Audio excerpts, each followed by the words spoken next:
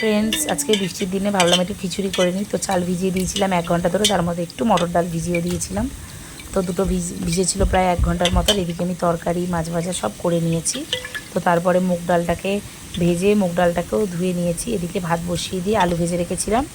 সেই ভাজা আলুটা ভাতটা যখন কিছুক্ষণ হয়ে গেছিলো, ভাত আর ডালটা কিছুটা হয়ে গেছিলো, তখন আলুটা ঢেলে দিয়েছি।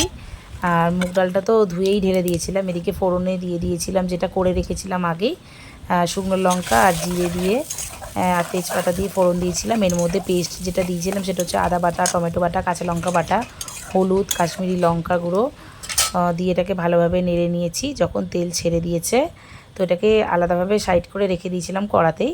খিচুড়িটা যখন খিচুড়ির ডালটা যখন ডালগুলো যখন সেদ্ধ হয়ে গেছিলো, আলুটাও যখন অনেকটাই সেদ্ধ হয়ে গেছিলো বেশ ভালোভাবে, লাস্টের দিকে এটাকে ঢেলে দিয়েছিলাম। মশলাটাকে ঢেলে দিয়ে বেশ অনেকক্ষণ নাড়তে হয়েছিল।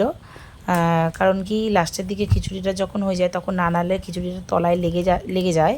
তাই জন্য অনেকবার খিচুড়িটাকে নাড়তে হয়েছিল, বেশ ভালোভাবে নাড়তে হয়েছিল।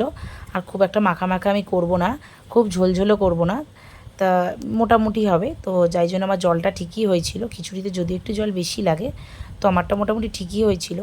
তো অনেকবার নেড়েছি, নাড়ার পর আলুটা সেদ্ধ অবধি অপেক্ষা করেছিলাম। আলুটা সেদ্ধ হয়ে গেছে, এদিকে চালগুলোও ভালোভাবে সেদ্ধ হয়ে গেছে, ডালও সেদ্ধ হয়ে গেছে। তো লাস্টে একটু চিনি দিয়েছি আর একটু ঘি দিয়েছি। ঘি দিয়ে আবার কিছুক্ষণ নেড়ে চেড়ে নামিয়ে নিয়েছি।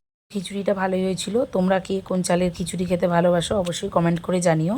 আমার ভিডিওটা কেমন লাগলো, ভালো লাগলে লাইক করে দিও, চ্যানেলটাকে ফলো করে দিও, ইউটিউবে দেখলে সাবস্ক্রাইব করে দিও। আজকের মানে মেনুতে অনেক কিছু ছিল, সেগুলো লাস্টে দেখে নিও যে মেনুতে কি কি ছিল। আর তোমাদের কার কার খিচুড়ি পছন্দ অবশ্যই কমেন্ট করে জানিও। কে কে খিচুড়ির সঙ্গে মাছ ভাজা, কে ডিম ভাজা খেতে ভালোবাসো সেটাও জানিও। Thank you.